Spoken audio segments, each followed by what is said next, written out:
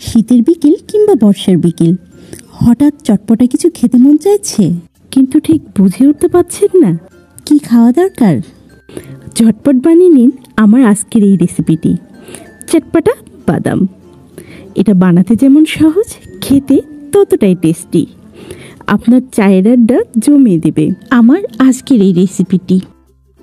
এই রেসিপিটি বানাতে আমি 1 কাপ পরিমাণ বাদাম নিয়েছি।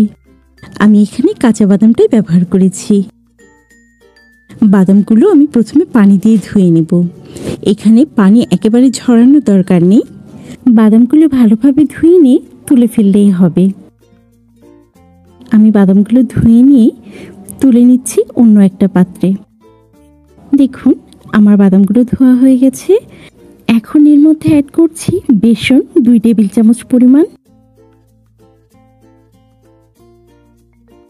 এখন অ্যাড করছি লবণ পরিমাণ মতো, রাঁধুনি মাংসের মশলা, শুকনো ঝালের গুঁড়ো, আপনারা যেরকম ঝাল পছন্দ করেন সেরকম দিবেন, হলুদ, চাট মশলা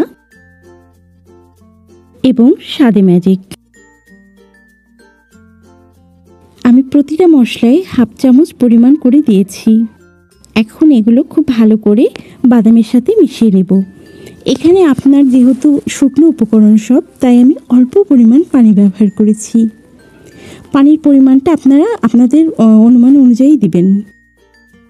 এখন এগুলো ভাজার জন্য কড়াইয়ে দিয়ে দিচ্ছি পরিমাণ মতো তেল। তেল অল্প গরম হলেই আমি বাদামগুলোর মধ্যে ছেড়ে দিব। খুব বেশি গরম করব না তেলটা। এখন একদম অল্প আঁচে আমি বাদামগুলো মুচমুচে করে ভেজে নিব। অল্প আঁচে ভাজতে বলছি কারণ এখানে আমি কাঁচা বাদাম ব্যবহার করেছি, তাই যদি হাই হিটে ভাজা হয় উপরের যে বেসনের কোটটা সেটা হয়তো বা ভাজা হয়ে যাবে, কিন্তু ভিতরের বাদামটা কিন্তু নরমই রয়ে যাবে।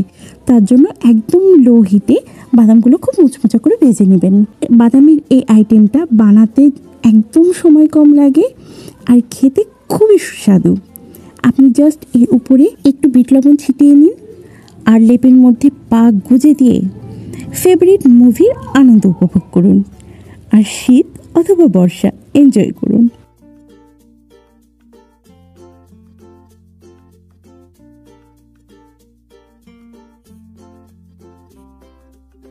আমাদের আজকের রেসিপিটি যদি ভালো লেগে থাকে তাহলে চ্যানেলটি সাবস্ক্রাইব করার অনুরোধ রইল আর অবশ্যই বেল বাটনটা প্রেস করে দিবেন।